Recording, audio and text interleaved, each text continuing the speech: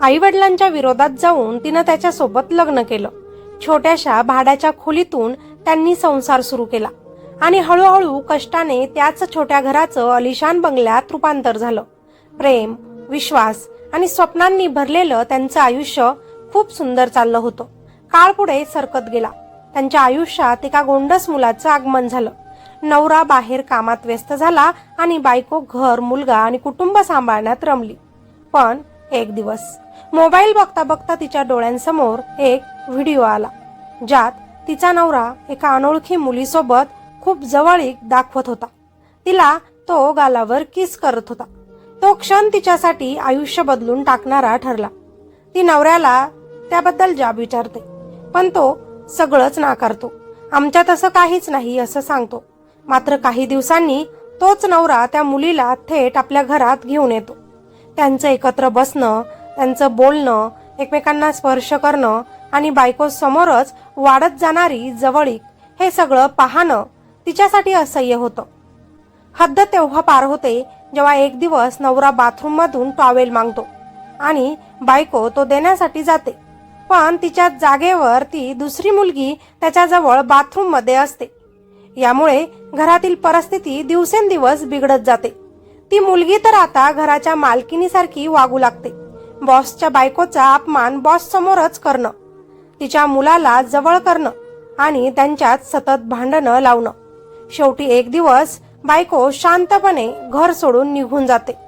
नवरा तिला खूप शोधतो, पण त्याची बायको कुठेच सापडत नाही. आणि मग काही दिवसांनी अचानक त्याच्या डोळ्यांसमोर एक असं दृश्य येतं की ते दृश्य पाहून त्याच्या पायाखालची जमीनच सरकते. कारण त्याची तीच बायको आता एका मोठ्या उद्योगपतीच्या कारमध्ये बसून त्याच्या सोबतच. नेमकं काय घडलं होतं? ती अचानक घर सोडून का गेली होती आणि तिच्या आयुष्यात हा मोठा उद्योगपती कोण? ही संपूर्ण रहस्यमय आणि भावनिक कथा जाणून घेण्यासाठी सारिका, सचिन आणि रिया यांच्या आयुष्याची ही कहाणी नक्कीच शेवटपर्यंत ऐका. सारिका आणि सचिनच्या लग्नाला 10 वर्ष झाली होती. या 10 वर्षांत त्यांनी खूप काही एकत्र पाहिलं होतं. छोट्या छोट्या स्वप्नांपासून सुरुवात झालेलं त्यांचं आयुष्य आता स्थिर झालं होतं. त्यांना 8 वर्षांचा एक गोड मुलगा होता, आरव. घरात त्याच्या हसण्यानं नेहमीच एक वेगळीच ऊब असायची. आजचा दिवस सारिकासाठी खूप खास होता, कारण आजच्याच दिवशी 10 वर्षांपूर्वी ती आणि सचिन पहिल्यांदाच भेटले होते. त्या एका भेटीतूनच त्यांच्या प्रेमकथेची सुरुवात झाली होती. सारिकाला अजूनही तो दिवस अगदी स्पष्टपणे आठवत होता. सकाळपासूनच ती त्या आठवणींमध्ये हरवली होती. तिने घर छान आवरलं, सचिनला आवडणारा स्वयंपाक केला आणि मनात एक छोटंसं स्वप्न ठेवून ती संध्याकाळची वाट पाहू लागली. कदाचित सचिनलाही आजचा दिवस आठवत असेल. कदाचित तो एखादं छोटंसं सरप्राईज तिला देईल या आशेनं. संध्याकाळ झाली. घड्याळात 7 वाजल्याचं दाखवत होतं. सारिका हॉलमध्ये बसून सचिनची वाट बघत होती. तिच्या हातात चहाचा कप होता. कधी ती घड्याळाकडे पाहत होती, कधी दरवाजाकडे. रात्रीचे 8 वाजले, पण सचिन अजूनही आला नव्हता. सारिकाने हळूच सुस्कारा टाकला. कदाचित ऑफिसमध्ये एखादं काम आलं असेल, ती स्वतःलाच समजावत म्हणाली.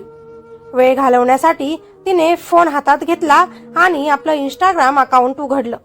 ती सहजच रील स्क्रोल करत होती. एका मागोमाग एक व्हिडिओ चालू लागले होते. अचानक एक व्हिडिओ तिच्या स्क्रीनवर आला.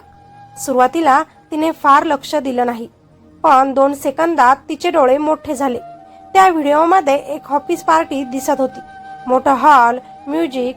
त्या गर्दीत सारिकाला एक ओळखीचा चेहरा त्यात दिसला. तो होता तिचा नवरा सचिन. तिचं हृदय जोरजोराने धडधडायला लागलं. तिने व्हिडिओ नीट पाहायला सुरुवात केली. सचिन सोबत एक मुलगी उभी होती.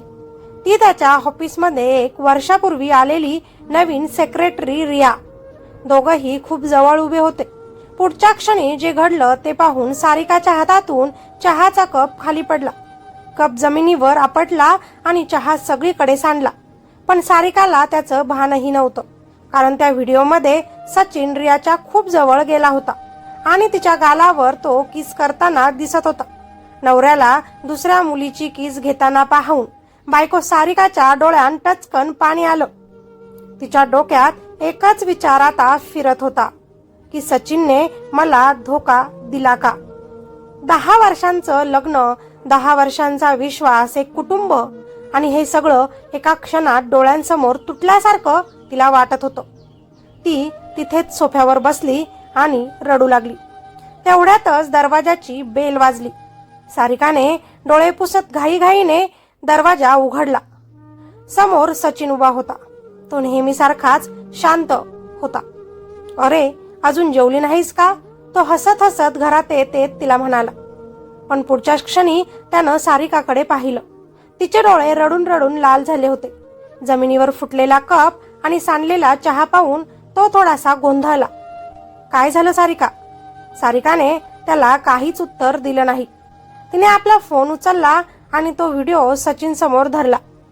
सचिन काही क्षण स्क्रीनकडे पाहतच राहिला. सारिकाचा आवाज थरथरत होता. हे काय आहे सचिन? आता घरात पूर्णपणे शांतता पसरली. 10 वर्ष माझ्यासोबत राहून तू असं कसं करू शकतोस? सचिन काही क्षण काहीच बोलला नाही. मग त्याने शांतपणे तो फोन खाली केला. सारिका, तुझा काहीतरी गैरसमज झालाय. सारिकाला त्याचं उत्तर ऐकून धक्काच बसला. गैरसमज? ती रागानेच त्याला म्हणाली. मी माझ्या डोळ्यांनी पाहिलं आहे सचिन. सचिननं तिच्याकडे पाहिलं, पण काही क्षण तो तिला काहीच बोलला नाही. असं काही नाही आहे. तू जे पाहिलंस ते तसं नाही. सारिका अजून रागवली. मग काय आहे ते तरी मला समजावून सांग म्हणाली. सचिननं नजर चुकवली. आता नाही, वेळ नाही तेवढा. मी तुला नंतर समजावतो. त्याचं ते बोलणं ऐकून सारिका अजूनही हॉलमध्ये तशीच स्तब्ध उभी होती. तिच्या हातात फोन होता आणि तिच्या डोळ्यात पाणी. काही क्षण दोघांमध्येही शांतता पसरली. सचिननं आपली बॅग सोफ्यावर ठेवली आणि पाण्याचा ग्लास घेतला. तो नेहमीसारखा वागण्याचा प्रयत्न करत होता, पण सारिकाच्या नजरा त्याच्यावरच खिळल्या होत्या. तू काही बोलणार आहेस का? ती त्याला म्हणाली. सचिननं तिच्याकडे पाहिलं. मी आधीच सांगितलं, तुझा गैरसमज झालाय म्हणून. गैरसमज? सचिनने सुस्कारा टाकला आणि म्हणाला. ऑफिस पार्टी होती. सगळे मजेत होते, मस्ती करत होते. तू त्यातून वेगळाच अर्थ काढतेस. सारिका त्याला शांतपणा म्हणाली. आजचा दिवस तुला आठवतोय का सचिन? काय आहे आज, सांगशील मला? सचिननं कपाळावर आठ्या घेतल्या. काय आहे? ती हसली आणि त्याला म्हणाली. आज आपण पहिल्यांदाच भेटलो होतो, तेही 10 वर्षांपूर्वी. सचिन 2 सेकंद शांत राहिला आणि त्याच्या चेहऱ्यावरूनच कळलं की तो हा दिवस विसरला होता. सारिकाच्या मनात काहीतरी तुटल्यासारखं वाटलं. ती हळूच हसली, पण त्या हसण्यात खूप साऱ्या वेदना होत्या. 10 वर्षात पहिल्यांदाच तू हा दिवस विसरलास. सचिन काहीच बोलला नाही. तो थोडा अस्वस्थ झाला आणि विषय बदलण्याचा प्रयत्न तो करू लागला. आज ऑफिसमध्ये खूप जास्त काम होतं. नंतर पार्टी होती आणि मग मोठी क्लायंट मीटिंग. तो खुर्चीत बसत बसत म्हणाला. रिया आहे ना आता, तिच्यामुळे मीटिंग खूप छान झाली असेल तुझी. सारिका त्याच्या जवळ येत त्याला म्हणाली. खरंच ती खूप टॅलेंटेड आहे. ती आहे म्हणूनच आपल्या कंपनीचे बरेच क्लायंट इम्प्रेस होतात. अजून काही महिन्यात आपण खूप मोठं यश मिळवू. सारिका शांतपणे त्याचं ते बोलणं ऐकत होती, पण त्याच्या प्रत्येक वाक्यात रियाची स्तुती ऐकून तिच्या मनात खूप राग वाढत होता. शेवटी ती चिडूनच त्याला म्हणाली. मग त्यासाठी तिच्यासोबत असं अनैतिक नातं ठेवलं तरी चालेल का तुला? सचिन अचानकच रागवला. सारिका, जरा विचार करून बोलत जा. काय बोलते आहे कळतंय का तुला? मी विचार करूनच बोलते, ती त्याला म्हणाली. सचिन उठून उभा राहिला. आपला प्रेमविवाह झाला आहे, आठवतंय ना? सगळ्यांच्या विरोधात जाऊन आपण लग्न केलं होतं. तू या घरात आलीस तेव्हापासून तुला काही कमी पडू दिलं आहे का मी? सारिका काही बोलली नाही. सचिन पुढे बोलतच राहिला. तुझ्या घरच्यांनी तर साधा विचार सुद्धा केला नाही तुझा, पण मी केलाय. मी तुला सगळं दिलं आहे. त्याच्या आवाजात आता थोडा अभिमान आणि राग दोन्हीही होतं. रिया खूप टॅलेंटेड मुलगी आहे. तिच्यात काम करण्याची क्षमता आहे, म्हणूनच मी तिची स्तुती करतो. त्यातही तुला प्रॉब्लेम. आणि तू तू काय करतेस दिवसभर? सारिकाला हे ऐकून धक्काच बसला. सचिन पुढे तिला म्हणाला. पैसे मी कमावतो, घर मी चालवतो, तू फक्त या आलिशान घरात राहतेस, एका मुलाला सांभाळतेस आणि जेवण बनवतेस, एवढंच ना. त्या शब्दांनी सारिकाच्या मनाला खोल जखम झाली. 10 वर्षांत पहिल्यांदाच सचिन तिच्याशी अशा पद्धतीनं बोलत होता. तिच्या डोळ्यात पुन्हा पाणी आलं. ती हळू आवाजातच त्याला म्हणाली, म्हणजे तुला वाटतं मी घरात काहीच करत नाही? सचिन काहीच बोलला नाही यावर. सारिका काही क्षण शांत राहिली. मग ती कडवट हसतच बोलते, खरं सांगू सचिन, आज मला माझी जागा कळली रे. ती त्याच्याकडे पाहतच म्हणाली, तुझ्यासाठी घरात मी एखाद्या मोलकरणीसारखी आहे आणि ऑफिसमध्ये ती रिया एखाद्या राजकुमारी सारखी. त्या हॉलमध्ये काही क्षण पूर्णपणे शांतता पसरली. सारिकाचा आवाज आता खूप शांत होता, पण त्या शांततेत खूप वेदना होत्या. ती पुढे म्हणाली, रिया इतकी सुंदर आहे, रिया इतकी हुशार आहे की कुणीही तिच्या प्रेमात पडे. ती सचिनकडे रोखून पाहतच म्हणाली, कदाचित तूही. सचिन त्या क्षणी काहीच बोलू शकला नाही. पण त्या रात्रीनंतर त्यांच्या घरातलं वातावरण बदलायला लागलं. आधी जिथे सचिन आणि सारिका एकत्र बसून गप्पा मारायचे, तिथे आता शांतता असायची. दोघं बोलायचे, पण मनापासून नाही. सारिकाच्या मनात संशय बसला होता आणि सचिनही जरा दूरच राहू लागला होता. काही दिवसांनी एक नवीन गोष्ट सुरू झाली. रिया आता वारंवार सचिन सोबत त्याच्या घरी येऊ लागली. सुरुवातीला सारिकाला वाटलं कदाचित ऑफिसचं काही काम असेल, पण हळूहळू तिला जाणवू लागलं की रियाचं घरात येणं वाढतच चाललं आहे. एक संध्याकाळ सचिन आणि रिया हॉलमध्ये बसून काही फाईल्स पाहत होते. दोघंही कामांबद्दलच बोलत होते आणि मध्ये मध्ये हसतही होते. सारिका स्वयंपाकघरात जेवण बनवत होती. सारिका, जरा चहा करून आण ना, सचिननं आवाज दिला. सारिका शांतपणे चहा बनवून तिथे घेऊन आली. रिया हसतच म्हणाली, वा, तुमच्या हातचा चहा खूपच छान असतो. सारिकाने फक्त हलकसं स्मित केलं, पण तिला एक गोष्ट जाणवत होती. रिया सचिन सोबत जरा जास्तच फ्रेंडली वागत होती. कधी बोलताना त्याच्या हाताला ती स्पर्श करायची, कधी कधी खूप जवळ बसायची, कधी हसताना त्याच्या खांद्यावर हलकासा हात ठेवायची. हे सगळं सारिकाच्या डोळ्यांसमोरच घडायचं आणि सारिकाला असं वाटायचं की रिया हे मुद्दामच करत आहे, जणू सचिनला सारिकापासून दूर करायला. एकदा तर रिया हसतच सचिनला म्हणाली, सर, तुमच्यासारखा बॉस मिळणं म्हणजे खूपच लकी आहे मी. सचिनही तिचं बोलणं ऐकून हसला. हळूहळू रिया घरातल्या सगळ्यांशीच मिसळायला लागली. मुलगा आरवला तर ती खूप आवडू लागली. ती त्यांच्या घरी येताना त्याच्यासाठी चॉकलेट्स, कॅडबरी घेऊन यायची. कधी छोटंसं खेळणंही आणायची. त्यामुळे आरव आनंदाने रिया आंटी म्हणत तिच्या मागे मागेच फिरायचा. हे सगळं पाहून सारिकाच्या मनात वेदना वाढत होत्या. कधी कधी तिला असं वाटायचं की रिया हे सगळं मुद्दामच करत आहे, फक्त आणि फक्त तिला जळवण्यासाठी. एकदा तर रियाने मुद्दामच सारिकाची एक छोटी चूक सचिन समोर सांगितली. सर, आज मी आले तेव्हा गॅस चालूच होता, बरं झालं मी पाहिलं. सचिन लगेचच चिडला. सारिका, जरा काळजी घेत जा ना, किती वेळा सांगितलं आहे मी तुला. त्या दिवसानंतर सचिन छोट्या छोट्या गोष्टींसाठीही तिच्यावर आता चिडू लागला आणि सारिकाला प्रत्येक वेळी अपमानित वाटू लागलं. एक दिवस तर सगळंच मर्यादेपलीकडे गेलं. त्या दिवशी सकाळी सचिन ऑफिसला जायची तयारी करत होता. तो आंघोळ करून बाथरूम मध्ये होता. घाईतच त्यानं टॉवेल बाहेरच विसरला. सारिका, टॉवेल दे ना, त्याने बाथरूम मधून तिला आवाज दिला. सारिका स्वयंपाकघरात होती. ती टॉवेल घ्यायला वळलीच होती. तेवढ्यातच रियाने पुढे येत टॉवेल उचलला. मी देते, ती हसतच त्याला म्हणाली. सारिकाने तिच्याकडे पाहिलं, पण काही बोलली नाही. रिया टॉवेल घेऊन बाथरूमकडे गेली. हात सचिनला वाटलं की सारिकाच आली आहे. सकाळी उगाचच तिच्यावर चिडलो, रागवलो तिला. आता तिचा मूड फ्रेश करतो म्हणत त्यानं दरवाजा थोडासा उघडला आणि अचानकच हात पुढे करून तिला आत ओढलं. पण पुढच्या क्षणी दोघांनाही धक्काच बसला, कारण आत आलेली व्यक्ती सारिका नव्हती, तर रिया होती. रियाला तर तेच हवं होतं, पण सचिन मात्र गोंधळला. तेवढ्यात दरवाजाजवळ उभी असलेली सारिका हे सगळं पाहत होती. त्या क्षणी तिच्या डोळ्यांसमोर जणू सगळं अंधारलं. तिला जे दिसलं त्यातून तिच्या मनात एकच विचार आला, माझा नवरा आता पूर्णपणे रियाच्या प्रेमात पडला आहे. तिच्या डोळ्यांतून अश्रू वाहू लागले. तिच्या मनात आता एकच वेदना होती, सचिनचं माझ्यावरचं प्रेम आता संपलं आहे. नवऱ्याला दुसऱ्या स्त्रीसोबत पाहण्याची वेदना किती खोल असते हे त्या क्षणी सारिकाच्याच आत्म्यालाच कळत होतं. त्या बाथरूमच्या घटनेनंतर घरातलं वातावरण अजून जास्त जड झालं होतं. सारिका दिवसभर शांत होती. आरव शाळेत गेला होता. घरात एक विचित्रच शांतता होती. सचिन ऑफिसला जायची तयारी करत होता, पण सारिका आज पहिल्यांदाच त्याच्याकडे थेट त्याला पाहत उभी राहिली. आज तिच्या मनातलं सगळंच बाहेर येणार होतं.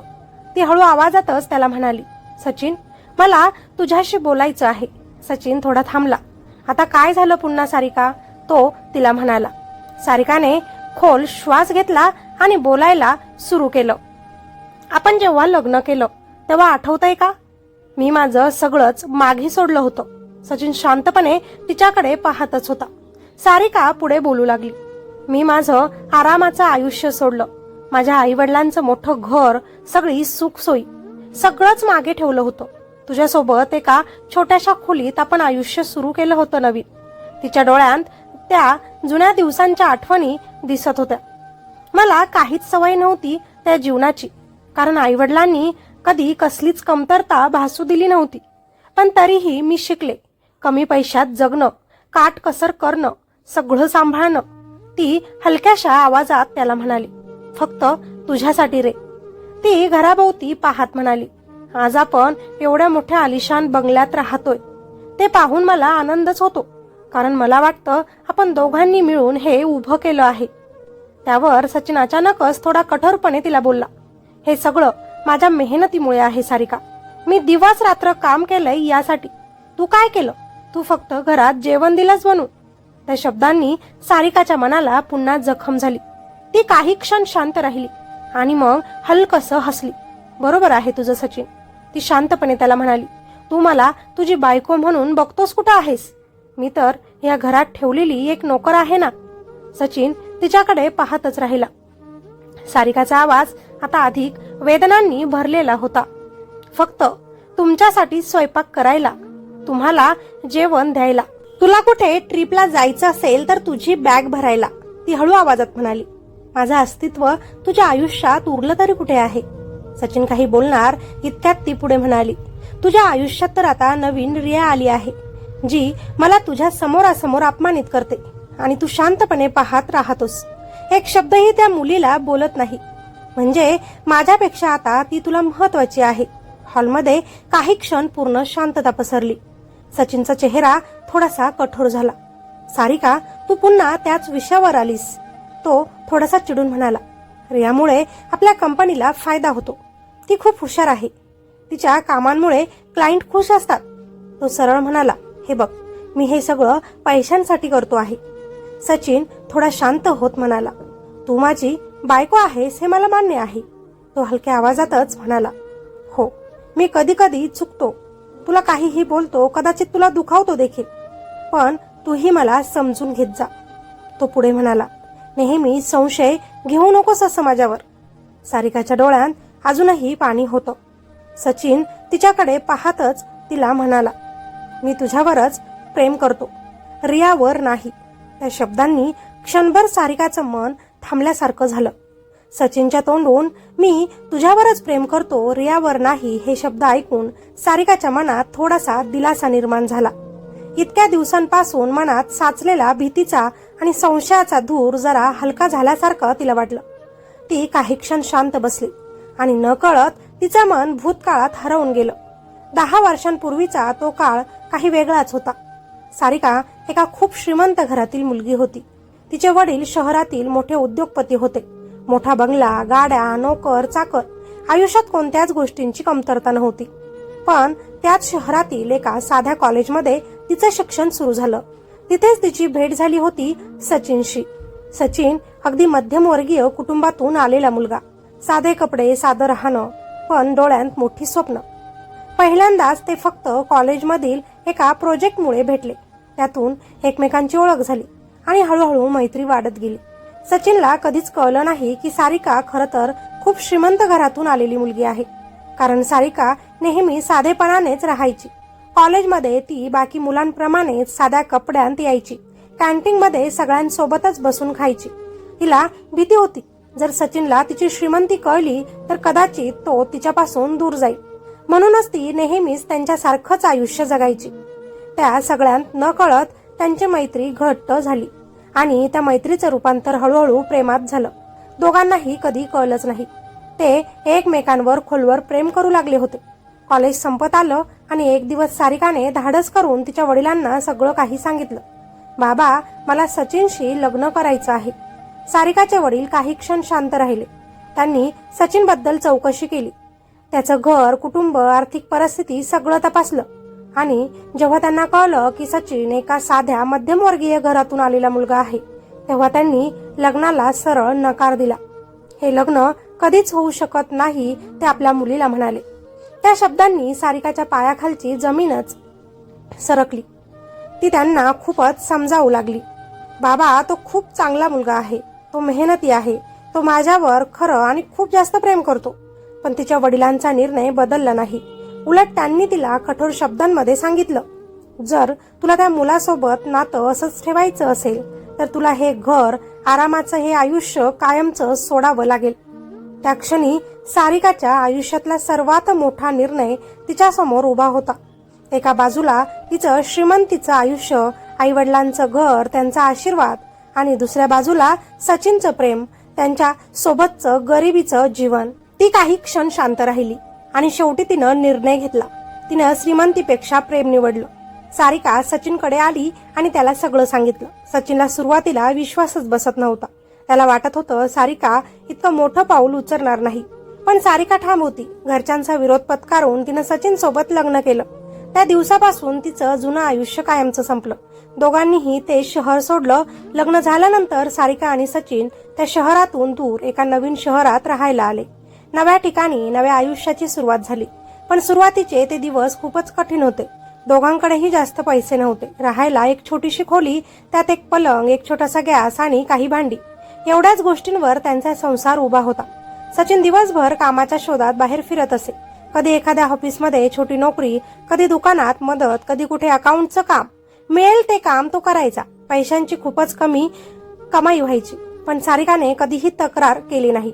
जेवढे पैसे सचिन घरी आणायचा त्यातच ती पूर्ण महिना काढायची.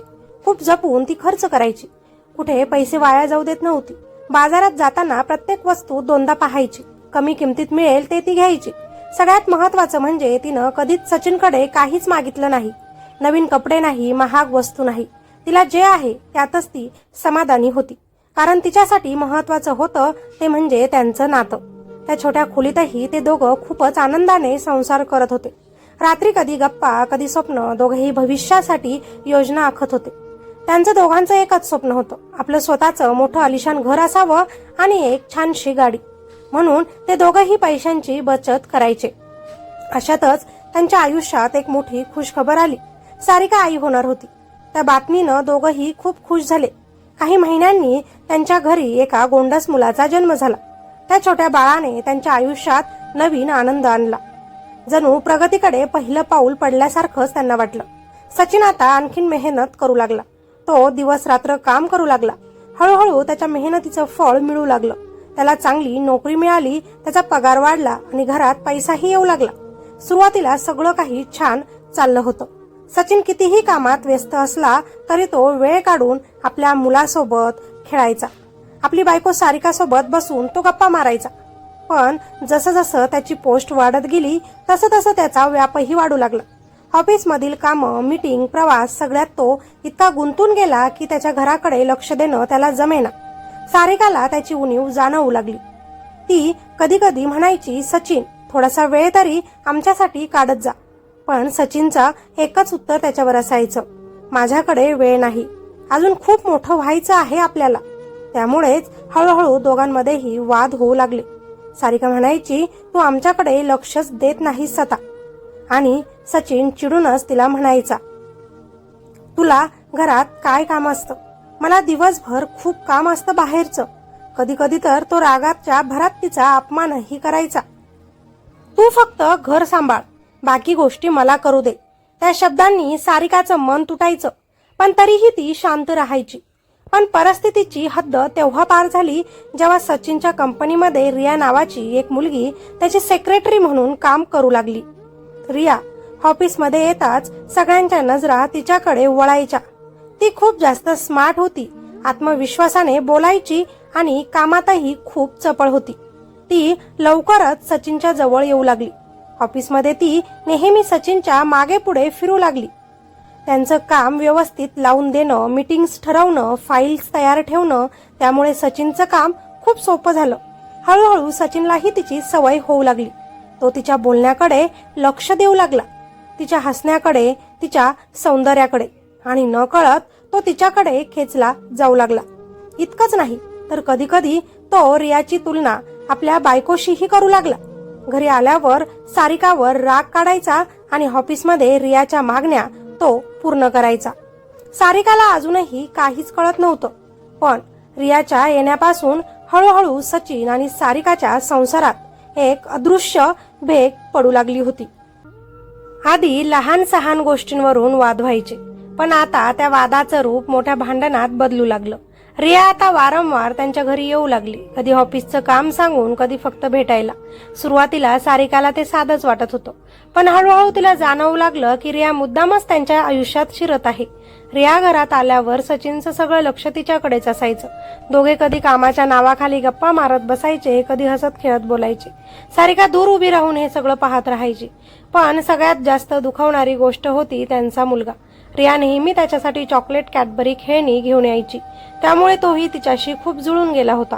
एक दिवस तर त्या छोट्या मुलाने सारिकालाच म्हटलं की आई, तू चुकीची आहेस.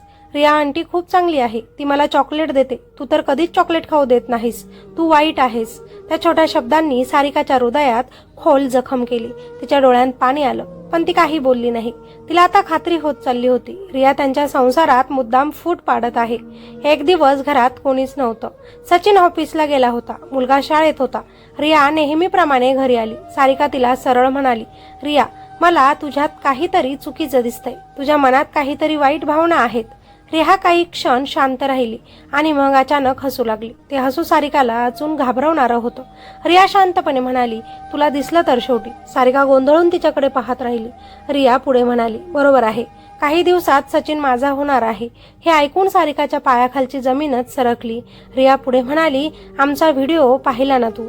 सारिकाच्या डोळ्यात भीती दिसू लागली. रिया हसतच म्हणाली, अजून काही दिवस थांब, दुसरा व्हिडिओही येणार आहे. ती थेट सारिकाच्या डोळ्यात पाहत म्हणाली, तुझं हे घर, तुझा हा मुलगा आणि तुझा नवरा सगळं माझं होणार आहे. त्या शब्दांनी सारिकाला प्रचंड धक्का बसला आणि तोच ती हरवलेल्या भूतकाळातून बाहेर आली. पण रियाचे शब्द अजूनही सारिकाच्या कानात घुमत होते. संसार वाचवण्याचा विचार करत सारिकाने लगेच सचिनला सगळं सांगण्याचा प्रयत्न केला. त्याच्या जवळ जात ती म्हणू लागली की सचिन, रिया आपल्या आयुष्याची खेळते आहे. पण सचिननं तिचं एकही शब्द ऐकून घेतला नाही. तो उलट तिच्यावरच रागवला, तू वेड्यासारखं बोलते आहेस, रिया तसं काही करणार नाही जसा तू विचार करते आहे. सचिनला रिया बरोबर वाटत होती आणि बायको चुकीची. या सगळ्यामुळे सारिका पूर्णपणे तुटत चालली होती. एक दिवस हद्दच पार झाली. त्या दिवशी छोट्याशा गोष्टीवरून वाद झाला. रियाबद्दल काही बोलल्यावर सचिन प्रचंड रागवला आणि पहिल्यांदाच त्यानं सारिकावर हात उचलला, तेही रियासाठी. तो क्षण सारिकासाठी आयुष्य बदलणारा होता. ती काही क्षण शांत उभी राहिली. तिच्या डोळ्यात अश्रू होते, पण त्या अश्रूमध्ये आता वेदना कमी आणि निर्णय जास्त होता. आणि त्या दिवशी सारिकाने पहिल्यांदाच एक मोठा निर्णय घेतला, जो पुढे त्यांच्या सगळ्यांच्या आयुष्याला कायमचं बदलून टाकणार होता. लग्नाच्या 10 वर्षांनंतर सारिकाचं आयुष्य जणू पूर्णपणे बदलून गेलं होतं. ज्या घरासाठी तिनं सगळं काही सोडलं, ज्या नात्यासाठी तिनं आई वडिलांचा विरोध सहन केला, तेच नातं आता तिच्यासाठी वेदना बनलं होतं. त्या दिवशी रात्री ती खूप वेळ एकटी बसली होती. डोळ्यात सतत पाणी होतं, मनात एकच विचार चालू होता, आता पुढे काय. बराच वेळ विचार केल्यानंतर तिनं शेवटी फोन हातात घेतला. ती नंबर डायल करत होती. तो नंबर होता तिच्या वडिलांचा. काही सेकंदात फोन लागला. हॅलो सारिका. वडिलांचा आवाज ऐकून तिच्या डोळ्यांतून अश्रू वाहू लागले. ती रडतच म्हणाली, बाबा तुम्ही बरोबर होता आणि मी चुकीचे होते. फोनच्या दुसऱ्या बाजूला काही क्षण शांतता पसरली. सारिका रडतच पुढे म्हणाली, मी तुमचं ऐकलं नाही आणि आज माझं सगळं आयुष्यच तुटलं आहे. मी खूप एकटी पडले आहे. बापाचं हृदय शेवटी बापाचंच असतं.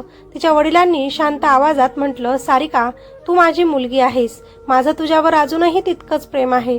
ते पुढे म्हणाले, जर तू दुःखी असशील तर नवरा सचिनला सोड आणि परत माझ्याकडे ये. त्या शब्दांनी सारिकाच्या मनात जणू एक आधार निर्माण झाला. त्या क्षणी तिनं एक मोठा निर्णय घेतला. काहीही विचार न करता तिने एका वकिलाला फोन केला आणि घटस्फोटाचे कागद तयार करायला सांगितले. दुसऱ्या दिवशी ते कागद तयार झाले. सारिका शांतपणे टेबलाजवळ बसली आणि थरथरत्या हातांनी त्या कागदावर साईन केलं. तिच्या डोळ्यांतून अश्रू वाहत होते. तिनं ते कागद बेडवर ठेवले आणि मग गळ्यातील मंगळसूत्र हळूहळू काढलं. त्या मंगळसूत्राकडे काही क्षण पाहत राहिली, कारण त्या छोट्याशा दागिन्यामध्ये तिच्या 10 वर्षाच्या आयुष्याच्या आठवणी होत्या. तिने ते मंगळसूत्रही त्या कागदांवर ठेवून दिलं आणि शांतपणे आपली बॅग उचलली. त्या घराकडे शेवटचं एकदा पाहिलं आणि कायमचं घर सोडून ती बाहेर पडली. कारण आता परिस्थिती अशी झाली होती की रिया त्या घरात येऊन राहायला लागली होती. ती घरात अगदी मालकी नसल्यासारखी वागायची. सचिनला माझा बॉयफ्रेंड आहे म्हणायची आणि त्यांच्या मुलाला माझा मुलगा. हे सगळं सारिकासाठी सहन करणं अशक्य झालं होतं. म्हणूनच तिनं इतका टोकाचा निर्णय घेतला. खरं तर सचिनही रोजच्या भांडणांना कंटाळला होता, पण त्यानं कधीही सारिकाच्या बोलण्याला गंभीरपणे घेतलं नव्हतं. त्याला वाटायचं ती फक्त रागात बोलते आहे, ती कधीच मला सोडू शकणार नाही. पण त्या दिवशी जेव्हा तो ऑफिसमधून घरी आला, घरात एक विचित्र शांतता होती. तो सरळ आपल्या खोलीत गेला आणि बेडवर ठेवलेल्या घटस्फोटाचे कागद पाहून तो थबकला. त्याच्या हातातून फाईल्स खाली पडली. तो घाईघाईने ते कागद उचलून वाचू लागला आणि बाजूला ठेवलेलं मंगळसूत्र पाहून त्याला मोठा धक्काच बसला. त्याच्या चेहऱ्यावर भीती स्पष्टपणे दिसत होती. त्यानं लगेचच फोन काढला. सारिकाला कॉल केला, पण फोन लागला नाही. त्यानं पुन्हा पुन्हा कॉल केला, मेसेजेस पाठवले. सारिका, कुठे आहेस? माझ्याशी बोल कृपया. पण सारिका आता त्याला सोडून निघून गेली होती. सचिनच्या मनात एकच विचार घोळू लागला, खरंच आपण आपल्या बायकोशी खूप चुकीचं वागलो आहे का? तो प्रचंड टेन्शनमध्ये आला होता. आणि दुसऱ्या बाजूला रिया आता घरात पूर्णपणे मालकिनीसारखी राहू लागली होती. ती सचिन आणि त्याच्या मुलाची काळजी घेत होती, घर सांभाळत होती, जणू तीच त्या घराची मालकीण आहे. पण सचिनच्या मनात मात्र वेगळंच वादळ सुरू होतं. तो सतत एकच विचार करत होता, माझी बायको सारिका कुठे गेली असेल? मी तिच्यावर हात उचलायला नको होता. इकडे सारिका घर सोडून थेट आपल्या वडिलांकडे गेली होती. 10 वर्षांनी ती त्या घराच्या दारात उभी होती, जिथून कधी काळी ती रागात आणि प्रेमाच्या हट्टात निघून गेली होती. दार उघडलं आणि समोर वडील उभे होते. सारिकाला काहीच बोलता आलं नाही. ती सरळ त्यांच्या पायाशी बसली आणि रडू लागली, बाबा, मला माफ करा, मी तुमचं ऐकलं नाही आणि माझं आयुष्यच बिघडलं. तिच्या डोळ्यांतून अश्रू वाहत होते. वडिलांनी काही क्षण तिच्याकडे पाहिलं आणि मग हळूच तिला उठवलं. सारिका, मुलं चूक करतात म्हणून बाप त्यांना कायमचा सोडत नाही. ते तिला जवळ घेत म्हणाले, मी तुला माफ केलं आहे. हे ऐकून सारिका आणखी भावूक झाली. पण वडील पुढे म्हणाले, पण एका अटीवर. सारिका शांतपणे त्यांच्याकडे पाहू लागली. आता पुढे तू तेच करशील जे मी सांगेल. तुझं आयुष्य पुन्हा उभं करायचं आहे. आपल्याला सारिकाने क्षणाचाही विचार केला नाही. ती शांतपणे म्हणाली, हो बाबा, मला मान्य आहे. त्या दिवसापासून सारिकाचं आयुष्य हळूहळू बदलायला लागलं. इकडे दुसऱ्या बाजूला रिया आता पूर्णपणे सचिनच्या घरात हक्क दाखवत होती. तिनं आधीच मुलगा आरवच्या मनात जागा बनवली होती. चॉकलेट खेळणी आणि गोड बोलणं यामुळे आरवला सुरुवातीला रिया खूप आवडायची. म्हणून काही दिवस त्या मुलाला सुद्धा त्याच्या आईची म्हणजेच सारिकाची फारशी आठवण आली नाही. पण वेळ जसा जसा पुढे गेला, घराची खरी जबाबदारी हळूहळू रियावर येऊ लागली आणि तेव्हा तिचं खरं रूप दिसू लागलं. आरव काही छोटं कामही विचारायला गेला तर ती चिडून म्हणायची, तू आता लहान राहिला नाहीस, स्वतःचं काम स्वतः कर. ती त्याच्यावर ओरडायची, कधी दुर्लक्ष करायची. हळूहळू त्या छोट्या मुलाला आपल्या आईची उणीव जाणवू लागली. त्याला आठवायचं, आई कधीच त्याच्यावर असं रागवत नव्हती. आई त्याच्यासाठी नेहमी वेळ काढायची, त्याच्यावर प्रेम करायची, प्रेमानं त्याला जवळ घ्यायची. इकडे सचिनलाही कधी कधी सारिकाची आठवण यायची, पण त्याच्या मनात अजूनही एक अहंकार जिवंत होता. तो मनातच विचार करायचा की जाऊन जाऊन ती कुठे जाईल, ती परत माझ्याकडेच येईल. तिला आमच्याशिवाय एकटं राहता येणारच नाही. कारण त्याला वाटत होतं सारिका काही दिवसात परत घरी येईल. पण त्याला माहिती नव्हतं सारिका आता पूर्णपणे बदलली होती. वडिलांच्या घरी गेल्यानंतर तिने स्वतःकडे पुन्हा लक्ष द्यायला सुरुवात केली.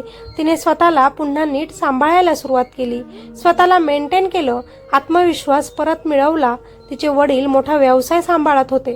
हळूहळू त्यांनी सारिकालाही त्या कामात सहभागी करून घेतलं.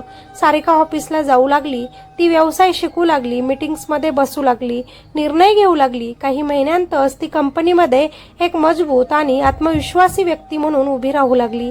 आणि दुसऱ्या बाजूला रिया मात्र सचिनचे पैसे अक्षरशः वाऱ्यासारखे उडवत होती. तिला सतत शॉपिंग करायची सवय होती. नवीन कपडे, महागडे बॅग, पार्टी, रेस्टॉरंट, सचिनचे पैसे सतत खर्च होत होते.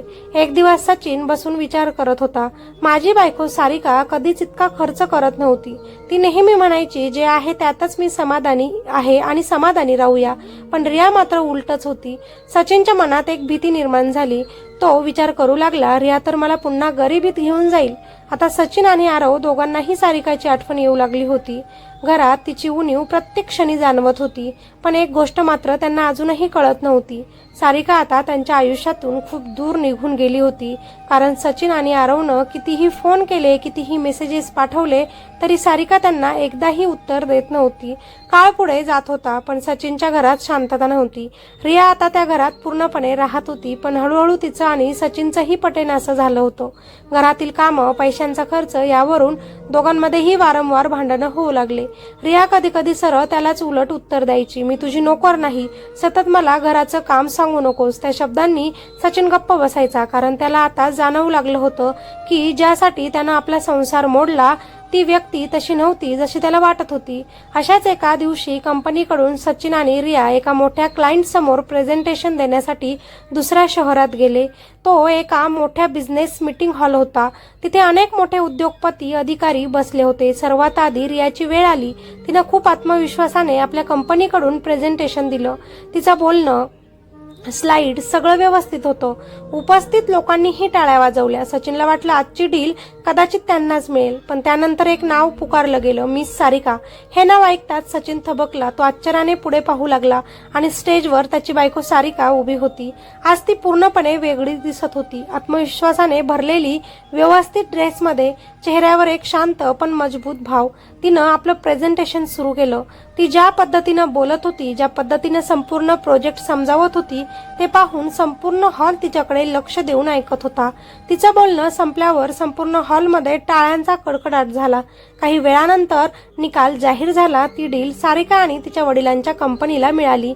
हे सगळं पाहून सचिन स्तब्ध झाला. त्याला आनंदही झाला, पण त्याच्या मनात एक मोठा प्रश्न उभा राहिला, सारिका इतक्या मोठ्या उद्योगपतींसोबत काय करते आहे? कारण त्याला अजूनही माहिती नव्हतं की तो उद्योगपती म्हणजेच सारिकाचेच वडील होते. कारण जेव्हा ती त्याच्यासोबत होती तेव्हा तिनं स्वतःला नेहमी एक साधी गरीब मुलगी म्हणूनच दाखवलं होतं. पण आज अचानक तिच्यात झालेला हा बदल पाहून सचिनच्या मनात शेकडो प्रश्न निर्माण झाले. प्रेझेंटेशन संपल्यानंतर सचिन तिला भेटण्यासाठी पुढे गेला. सारिका थांब. पण सारिकाने त्याच्याकडे पाहिलंही नाही. ती शांतपणे पुढे चालत राहिली. सचिन पुन्हा तिच्या समोर उभा राहिला. माझ्याशी बोल ना एकदा तरी. सारिका थांबली आणि शांत आवाजात म्हणाली, आता आपला घटस्फोट होणार आहे, त्यामुळे तू माझ्यावर कोणताही दबाव टाकू शकत नाहीस. हे ऐकून सचिन घाबरला. तो लगेच तिला म्हणाला, नाही सारिका, मी तुला घटस्फोट देणार नाही. तो भाऊक होऊन म्हणाला, तू माझी बायको आहेस. माझी चूक झाली आहे. कोणत्या नवरा बायकोमध्ये भांडणं होत नाही, आपल्यात पण झाली. हो, मी तुझ्यावर हात उचलायला नको होता, पण चुकलं माझं, मला माफ कर. त्यासाठी इतकी मोठी शिक्षा देऊ नकोस. तो तिच्या मागे मागे चालत बोलत होता. मी तुला परत घरी घेऊन जायचं आहे म्हणून नाही बोलत, पण आता मला तुझी किंमत कळाली आहे. बोलता बोलता त्याच्या डोळ्यात पाणी आलं होतं. आपल्या मुलाला, आरवलाही तुझी गरज आहे. आरवला त्याची आई हवी आहे. कृपया आपल्या घरी परत चल. पण सारिका शांतपणे उभी होती. तिच्या चेहऱ्यावर आता भावना नव्हत्या, फक्त एक ठामपणा होता. ती काहीच बोलायला तयार नव्हती. तेवढ्यातच तिचे वडील तिथे आले. ते प्रेमानेच म्हणाले, बेटा चल लवकर घरी, आपल्याला रात्री एका फंक्शनला जायचं आहे. सारिकाने हलकसं हसत उत्तर दिलं, ओके पप्पा, चला. म्हणत ती त्यांच्यासोबत तिथून एका कारमध्ये बसून निघून गेली. सचिन तिथेच उभा राहिला. त्याच्या डोक्यात हजारो प्रश्न फिरत होते. सारिका पप्पा का बोलली? ती आता कधीच माझ्याकडे परत येणार नाही का? पैशाच्या मागे धावून आपण आयुष्यात खूप मोठी चूक केली का? या प्रश्नांची उत्तरं त्याला मिळाली नाहीत. कारण कधीकधी आपण एखाद्या व्यक्तीची किंमत तेव्हा समजतो जेव्हा ती व्यक्ती आपल्या आयुष्यातून कायमची निघून गेलेली असते. तुम्हाला काय वाटतं? सारिकाने सचिनला एक चान्स द्यायला हवा का? त्याच्याकडे परत यायला हवं का? कॉमेंटमध्ये नक्कीच सांगा. मित्र आणि मैत्रिणींनो, या स्टोरीमधून एकच सांगू इच्छिते, कधीकधी आयुष्यात आपण ज्यांच्यासाठी सगळं काही सोडतो तेच लोक एक दिवस आपल्याला एकटं सोडून जातात. सारिकाने प्रेमासाठी श्रीमंती सोडली, आईवडिलांचं घर सोडलं, सुखाचं आयुष्य सोडलं. तिनं सचिनसोबत छोट्याशा खोलीतून संसार सुरू केला. कमी पैशातही आनंद शोधला, स्वप्न पाहिली, एक घर, एक गाडी आणि एक सुखी कुटुंब. पण आयुष्य नेहमी आपल्या मनासारखं चालत नाही. कधी कधी यश, पैसा आणि बाहेरचं आकर्षण आपल्याला जवळच्या नात्यावर सावली टाकतं. सचिनला कधी समजलंच नाही की त्याच्या आयुष्यातली सर्वात मोठी ताकद त्याची बायको सारिका होती. ती फक्त बायको नव्हती, ती त्याच्या संघर्षाची साथी होती, त्याच्या स्वप्नांची भागीदार होती, त्याच्या घराची शांतता होती. पण जेव्हा नात्यात आदर संपतो तेव्हा प्रेमही हळूहळू मरायला लागतं. सारिकाने शेवटपर्यंत आपला संसार वाचवण्याचा प्रयत्न केला, पण जेव्हा तिला समजलं की तिच्या आत्मसन्मानापेक्षा काहीच मोठं नाही, तेव्हा तिनं स्वतःसाठी उभं राहण्याचा निर्णय घेतला. ही कथा आपल्याला एक गोष्ट शिकवते, ज्याच्यावर खरं प्रेम करता त्याला कधीच गृहीत धरू नका. कारण एकदा विश्वास तुटला आणि मन दुखावलं तर माफी मिळू शकते, पण आधीसारखं नातं परत मिळेलच असं नाही. आणि कधीकधी ज्याची किंमत आपल्याला उशिरा समजते तोपर्यंत ती व्यक्ती आपल्या आयुष्यातून कायमची दूर निघून गेलेली असते. बाकी स्टोरी आवडली असेल तर स्टोरीला लाईक करा आणि चॅनलवर नवीन असाल तर आपल्या चॅनलला सबस्क्राईब करायचं विसरू नका. धन्यवाद.